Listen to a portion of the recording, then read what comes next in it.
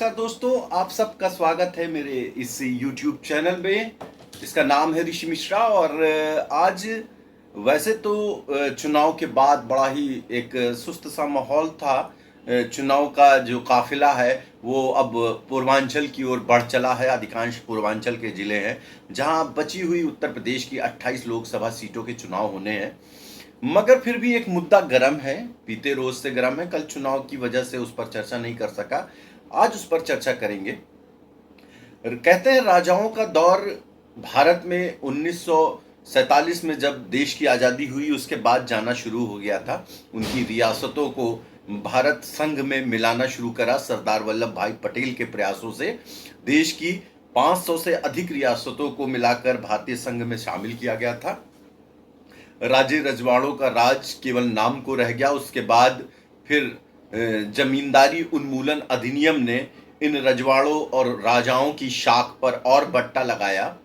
और कहने को तो राजा थे मगर बस नाम के थे। और इन राजाओं ने जब धीरे धीरे इनका प्रभुत्व, इनका वर्चस्व कम हुआ तो इन्होंने राजनीति की ओर रुख किया। और राजनीति की ओर रुख करके कहीं ना कहीं अपने उस वैभव, अपने उस ऐश्वर्य को प्राप्त करने का प्रयास किया। और उसके साथ ही जो उनका रुतबा था वह कायम रहे, क्योंकि राजाओं के रुतबे को जनता ने मानना बंद कर दिया था। तो अब राजनीति के सहारे वे राजा होना चाहते थे। और इसी प्रयास में सालों उनका ये राजसी वैभव चलता रहा। मगर अब ये साल 2024 का है। ऐसे में राजाओं में अब वो बात नहीं रही। जनता अब राजा को राजा नहीं मानती। ये बात अलग है, रुतबा अब नेता का है। नेता जो उनके काम आ सकता है, नेता जो उनके काम बिगाड़ सकता है, नेता जिसके जरिए वे किसी मुकाम तक पहुंच सकते हैं, और नेता जिसके जरिए वे अपने देश के लिए कुछ बात कर सकते हैं, अपने राज्य, अपने शहर के लिए कुछ प्रयास कर सकते हैं। इस राजा और राजनीति के बीच इस समय उत्तर प्रदेश में चर्चा है मेहर राजा भैया। राजा भैया जिनको कुंडा प्रतापगढ़ का एक विधानसभा क्षेत्र है, लंबे समय से वहां विधायक हैं, कभी नहीं हारे और बड़ी बड़ी जीत दर्ज करते रहे हैं। और इस समय एक सीट कौशाम्बी, जिसका चुनाव अभी हुआ है, कौशाम्बी की जो प्रतापगढ़ से लगती हुई सीमा है, वहां के कुछ विधानसभा क्षेत्र उसमें आते हैं जहां राजा भैया का प्रभाव है, उनके जनसत्ता दल का प्रभाव है। यहाँ कुछ समय पहले भारतीय जनता पार्टी के आला नेता और केंद्रीय गृह मंत्री अमित शाह से राजा भैया की मुलाकात हुई थी। और माना गया था कि कौशाम्बी, प्रतापगढ़, प्रयागराज और बाकी कई अन्य सीटों पर राजा भैया भारतीय जनता पार्टी के लिए खेलेंगे, बैटिंग करेंगे, मदद करेंगे, जिससे क्षत्रिय वोट भाजपा को मिलेगा और उनके प्रभाव से कुछ ना कुछ फायदा होगा। ये बातचीत चल ही रही थी कि अचानक राजा भैया ने कौशाम्बी इलेक्शन से 2 दिन पूर्व ये ऐलान कर दिया कि वे अपने समर्थकों को खुली छूट देते हैं, वे जिसको चाहे वोट दें। उन्होंने किसी पार्टी का नाम नहीं लिया, समाजवादी पार्टी, भारतीय जनता पार्टी, कांग्रेस, किसी का नाम नहीं लिया। उन्होंने बस इतना कहा कि लोगों को छूट है, वो किसी को भी वोट दे सकते हैं। अब इस छूट के बाद की बात यह आई कि अंदर खाने राजा भैया ने अपने समर्थकों को यह संदेश दे दिया है कि वे समाजवादी पार्टी का समर्थन करें। समाजवादी पार्टी का समर्थन करने के पीछे वजह क्या है, इसको अभी तक उन्होंने स्पष्ट नहीं किया। मगर जब उन्होंने कौशाम्बी के लिए मतदान किया तो उसके ठीक बाद उन्होंने विनोद सोनकर, जो कि वहां से भाजपा के उम्मीदवार हैं, उनकी बुराई की और कहा कि वे उपयुक्त उम्मीदवार नहीं है, उनका समर्थन करना ठीक नहीं है। तो स्पष्ट हो गया कि वे भारतीय जनता पार्टी के समर्थन में नहीं है। इस बीच अपना दल की नेता और केंद्रीय मंत्री अनुप्रिया पटेल ने प्रतापगढ़ की एक सभा में कहा कि अब राजा ईवीएम के बटन से निकलते हैं। राजा राजा की रानी की कोख से पैदा नहीं होते और राजा अब कोई भी बन सकता है। इसलिए राजाओं के वैभव से डरना नहीं है और इनकी बात से कोई मतलब नहीं रह गया। अब राजा राजा नहीं रहे। ये बात राजा भैया को बहुत अखरी, और उन्होंने ऐलान कर दिया कि अब उनके समर्थक और उनके जो पूरी टीम है वो मिर्ज़ापुर क्षेत्र में जाकर के प्रचार करेगी, जहां से अपना दल की ओर से अनुप्रिया पटेल चुनाव लड़ रही हैं, एनडीए की प्रत्याशी हैं। तो राजा भैया कहीं ना कहीं अपने प्रभाव को दिखाना चाह रहे हैं कि अनुप्रिया पटेल के इस बयान से वे नाराज हैं। उन्होंने पलटवार करते हुए लिखा कि अगर ईवीएम से राजा पैदा हो रहे हैं, अनुप्रिया पटेल अगर ये मानती हैं कि ईवीएम से राजा पैदा हो रहे हैं, तो निश्चित तौर पर वे लोकतंत्र का अपमान कर रही हैं कि लोकतंत्र में कोई राजा नहीं होता और लोकतंत्र में राजा जनता ही होती है और वही नेता बनाती है और नेता जनसेवक होता है। इस तरह की बातें राजा भैया ने करी, लेकिन ये स्पष्ट है कि ये बातें उनकी गोलमोल थी और वे केवल सीधे सीधे अपनी नाराजगी निकाल रहे थे। बात की जाए वास्तविकता में राजा भैया समाजवादी पार्टी को लेकर इतने अचानक कैसे इतने वे दयावान हो गए, इतने मुखर क्यों हो गए, इसके पीछे बड़ी वजह क्या है इसकी तलाश चली। क्योंकि कुछ समय पहले राजा भैया राम मंदिर के प्राण प्रतिष्ठा में शामिल हुए, बाद में भारतीय जनता पार्टी के विधायकों के साथ राम मंदिर के दर्शन करने गए और उन्होंने राम मंदिर के समर्थन में बड़ी बड़ी पोस्ट लिखी और लगातार वे प्रधानमंत्री मोदी, मुख्यमंत्री योगी आदित्यनाथ की तारीफें करते रहे। अचानक ऐसा क्या हुआ? तो इसके पीछे इस वजह को जानने के लिए थोड़ा पीछे जाना होगा। साल 2022 के विधानसभा चुनाव पर एक नजर डालनी होगी।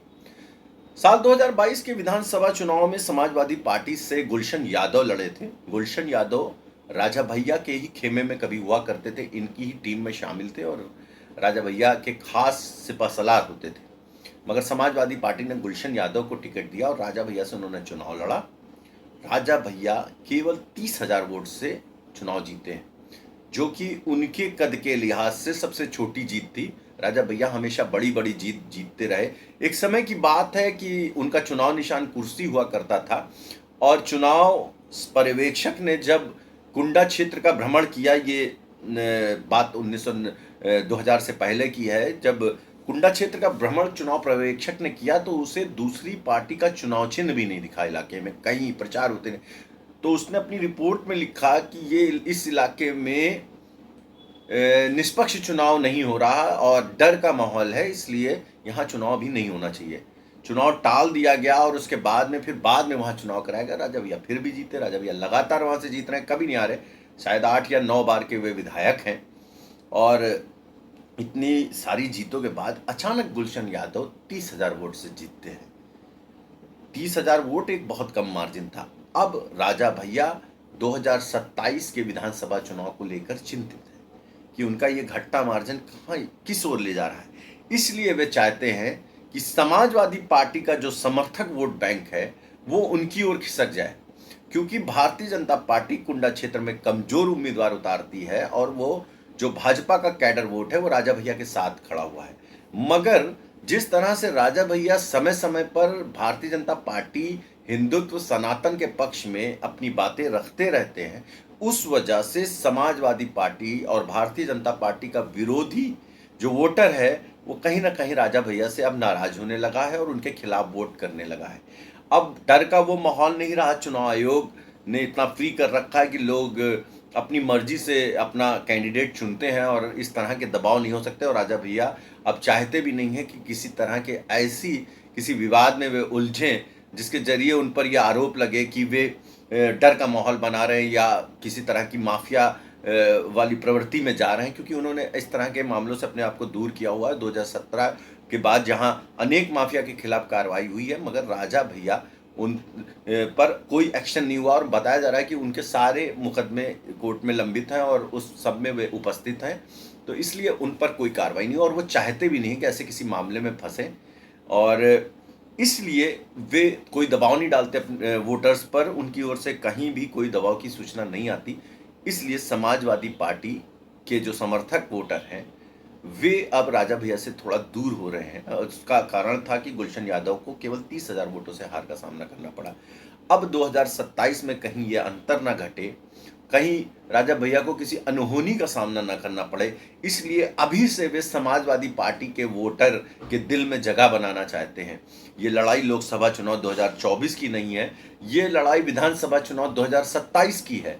जहां राजा भैया अभी से समाजवादी पार्टी के समर्थक वोटरों के बीच अपनी एक जगह बनाना चाहते हैं कि मैं आपके साथ खड़ा हूं, मैं लोकसभा चुनाव 2024 में आपके साथ खड़ा था, तो मुझे 2027 में अब आप समाजवादी पार्टी के ऊपर रखते हुए वोट दीजिए। सारी लड़ाई इसी बात की है और इसी वजह से राजा भैया अब तैयारी कर रहे हैं 2027 के चुनाव की। तो ये पूरी कहानी है। अब इसमें एक सवाल ये है कि राजा भैया मिर्ज़ापुर भेज रहे हैं और यहाँ की बात कर रहे हैं, वहाँ की बात कर रहे हैं।